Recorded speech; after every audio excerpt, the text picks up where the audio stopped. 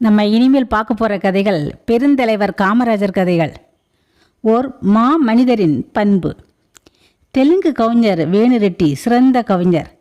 அவர் எழுதிய தெலுங்கு கவிதையின் சாராம்சம் இது. படைப்பு கடவுள் பிரம்மா ஒரு குழந்தையை படைத்து கொண்டிருந்தார். அப்போது அங்கே மன்மதன் வந்தான். இந்த குழந்தைக்கு நான் பேரழகை கொடுக்கப் போகிறேன் என்றான்.